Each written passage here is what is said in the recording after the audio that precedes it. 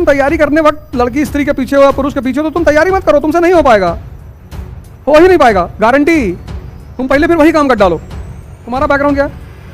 Engineering. Mentally periodic table और modern periodic table में क्या फर्क है? तुम देखो आईएएस की तैयारी करने आए हो, कितनी छोटी सी बात तुमको नहीं पता, और तुम्ही को नहीं, किसी को नहीं पता है। बहुत होमवर्क करना पड़ेगा भैया, ऐसे सिलेक्शन नहीं होगा। हमें तुम्हारे अंदर एक चीज का विकास करना है, कुछ सिद्धांतों का, कुछ फार्मूलों का विकास करना है। वो फार्मूले सीधे तौर पे नहीं बताए जा सकते। किसी भी कंपटीशन के 3 चरण है। पहला,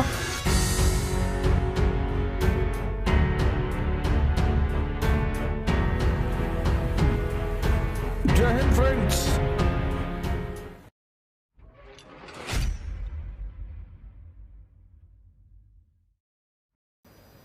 तुम्हारा बैकग्राउंड क्या है? इंजीनियरिंग। हाँ, बीए किस किस, और इंटर 10+2 पीसीएम। अच्छा, मेंटली पीरियोडिक टेबल और मॉडर्न पीरियोडिक टेबल में क्या फर्क है? देखो, तुम देखो आईएएस की तैयारी करने आए हो, कितनी छोटी सी बात तुमको नहीं पता, और तुम्ही को नहीं, किसी को नहीं पता है। तुम तो कह दिए ना मुझे नहीं पता, तुमको पता है? एक मिनट रुको, तुमको पता है? तुम्हारा भी पीसीएम था, पीसीबी। तुम्हारी तो क्लास में आवाजें निकल जाती, बाहर तुम चिल्लाती रहे, तो मैं देखा तुमको बाहर चिल्लाते हुए। तुम्हारा 10+2 किस सब्जेक्ट से था? फोटोग्राफी। ये कौन सा सब्जेक्ट है फोटोग्राफी? तुम्हारा साइंस। बताओ क्या अंतर है? तुम्हारा था, क्या अंतर है? तुम्हारा पता है अंतर? देखो,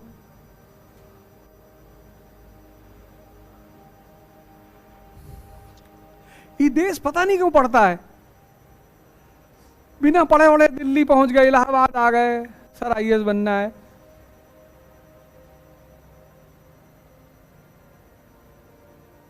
कोचिंग जा रहे हैं, हिंदू न्यूज़पेपर पकड़े हैं,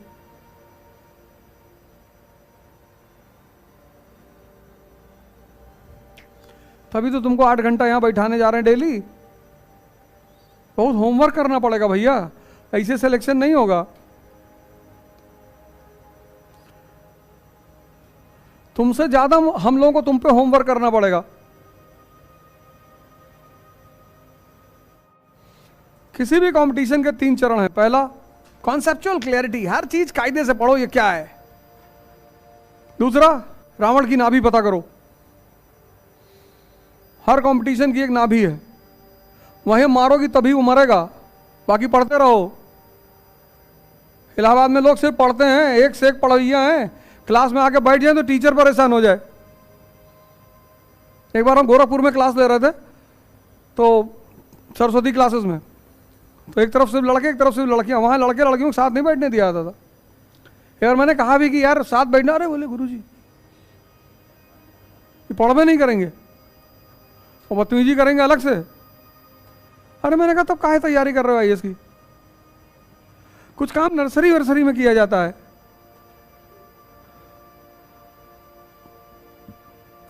मैंने कहा तुम तैयारी करने वक्त लड़की स्त्री के पीछे हो या पुरुष के पीछे हो तो तुम तैयारी मत करो, तुमसे नहीं हो पाएगा,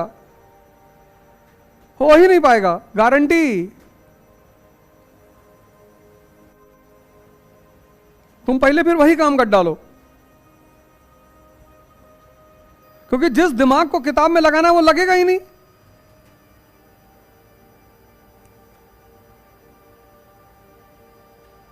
तो उसमें एक लड़के ने हाथ उठाया, गुरुजी।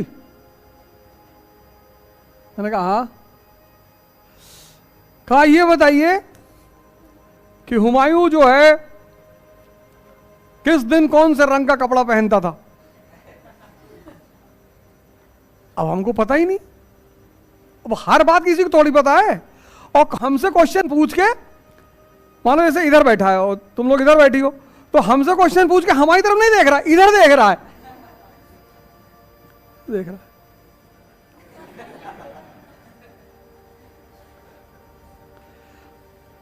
अब मैंने कहा यार हमको तो नहीं पता,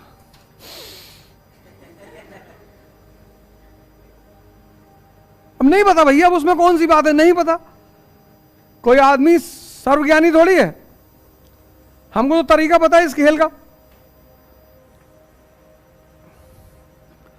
नहीं नहीं नहीं। अच्छा ये बताइए कि अकबर जब पैदा हुआ तो अमावस्या थी कि पूर्णिमा थी?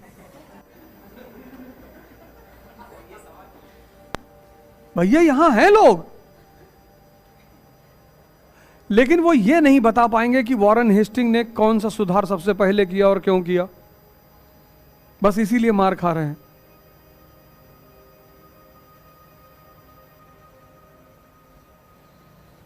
सब पुरोहित हैं यहां, बटन दबाए बोले जा रहे हैं, 3-4 लाख फैक्ट एक बार बोल दिए, सामने वाला बेहोश हो गया कि अरे भगवान।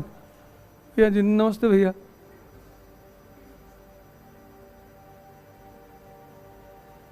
कटरा चले जाओ, अल्लाहपुर चले जाओ, लेबर चौराहे पे खड़े हो जाओ शाम को अल्लाहपुर में, एक से एक लड़के तुमको मिलेंगे, पूरी पूरी किताब रट डाले हैं, पेज नंबर बता दे, फला पेज पे ये फैक्ट लिखा हुआ है, लेकिन सिलेक्शन नहीं हो रहा है।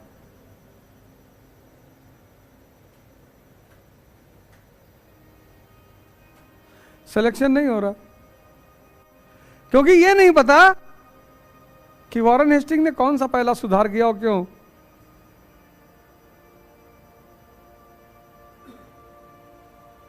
तथ्य बढ़ा लिया, समझदारी वही है।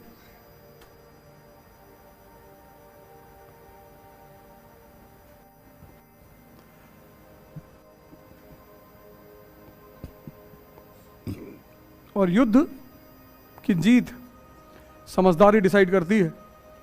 अर्जुन बहुत समझदार है, जो कृष्ण कहते हैं वही करता है, उससे ज्यादा कुछ करता ही नहीं। भीष्म पितामह सामने खड़े हैं, क्या कहता? शिखंडी को सामने खड़ा कर दे। ठीक, खड़ा कर दिया। क्रॉस क्वेश्चन नहीं करता, कभी कभी डाउट क्लियर करता है, कभी कभी कहता है कि यार अच्छा नहीं लग रहा है, बाबा है तो मार, तो कृष्ण तुरंत घेर में लेते हैं कि मुजरा देखने आया, अच्छा नहीं लग रहा, मार, बैटलफील्ड है, उड़ा दे। युधिष्ठिर ना अनुकूल करते हैं, इसीलिए कृष्ण युधिष्ठिर के रथ पे सवार नहीं है, क्योंकि जानते हैं है ही नहीं, हम झूठ नहीं बोलेंगे, हम ये नहीं करेंगे। लेकिन अर्जुन सब कुछ करेगा।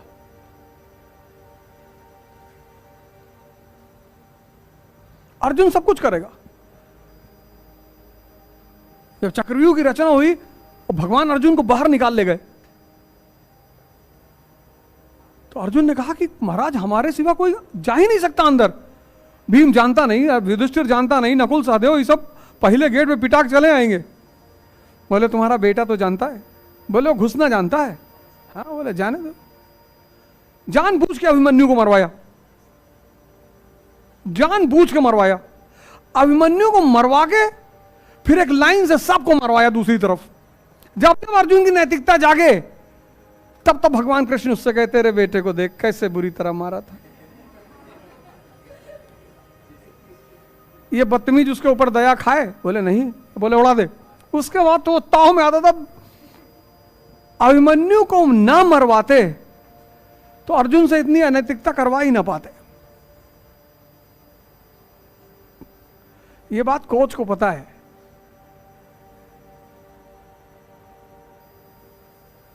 कि हराना कैसे है, नैतिकता नैतिकता गई भाड़ में, जीतना है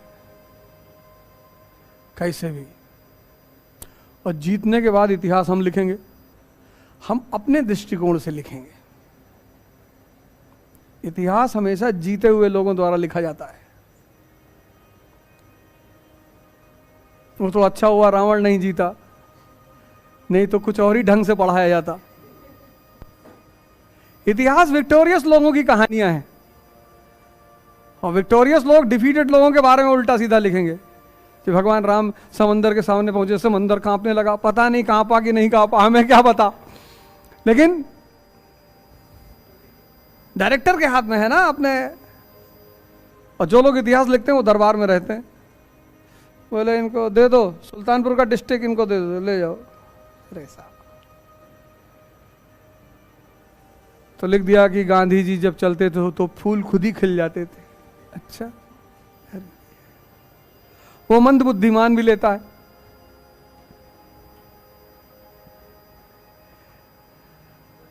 इसी में तो कहावत है ना अफ्रीका की, अफ्रीका की कहावत है कि जब तक शेर इतिहास लिखना नहीं जान पाएगा तब तक शिकारी सिर्फ अपनी दास्तान सुनाएगा कि मैंने दौड़ाया शेर को, शेर पीछे छिप गया। किसी को क्या पता कि तुमको उसने पलट के देखा और सब कुछ रिलीज हो गया तुम्हारा, वो तो डर में गोली चल गई तो मर गया है। ये अफ्रीका की बहुत प्यारी कहावत है। तो फिर हम ये पढ़ क्यों रहे हैं? सिद्धांत सीखने के लिए। P is equal to P, ये सिर्फ वॉरेन हेस्टिंग को पढ़ा के ही समझाया जा सकता है। हमें तुम्हारे अंदर एक चीज का विकास करना है, कुछ सिद्धांतों का, कुछ फार्मूलों का विकास करना है। वो फार्मूले सीधे तौर पे नहीं बताए जा सकते, तो फार्मूला बताया फिर क्वेश्चन सॉल्व कराया। तो फार्मूला क्या है? P is equal to P, और उसकी एक्सरसाइज क्या है? वॉरेन हेस्टिंग, कॉर्नवालिस, ये सब एक्सरसाइज है। तो जब ये एक्सरसाइज कर लोगे फार्मूला स्पष्ट हो जाएगा कि बहुत बढ़िया। तो मेन क्या याद रखना था? Policy is equal to priority. तो गणित का एक सूत्र तुमको सिखाया जाता है, फिर उसकी अभ्यास होता है, इसलिए पढ़ा जाता है। यहां टाइम लग रहा है, लेकिन तुम देखो तुम्हारे अंदर कितना सुधार हो रहा है, नहीं हो रहा है?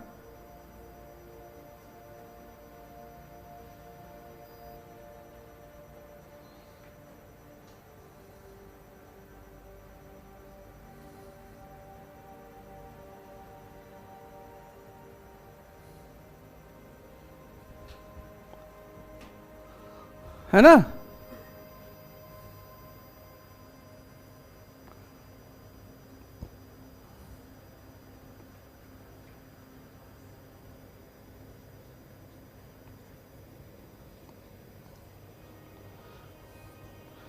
जितना हम कहते जा रहे हैं बस उतना करते चले आओ। हम इतना कराएंगे, तुम टेंशन ही मत लो।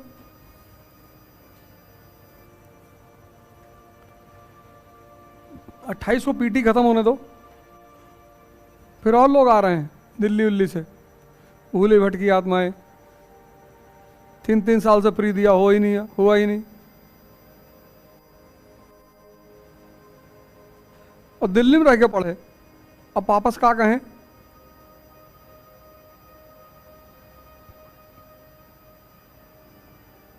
अब न्यूयॉर्क जाएंगे,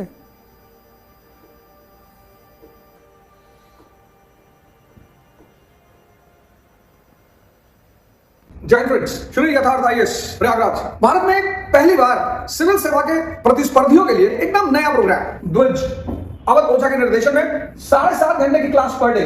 पहला 2.5 घंटा आप जीएस पढ़िए, दूसरा 2.5 घंटा आप न्यूज़पेपर तैयार करिए हमारे साथ क्लास में, और तीसरा 2.5 घंटा आपने आज जो पढ़ा है उसको कंसोलिडेट करिए, होमवर्क करिए। पूरे 8 घंटे आपको अपने संरक्षण में रखेंगे। भारत के सभी प्रतिस्पर्धी जो अपनी तैयारी को लेकर भयभीत हैं, डरे हुए हैं, मैं उन सबको प्रयागराज श्री यथार्थ में आमंत्रित कर रहा हूं। जय हिंद।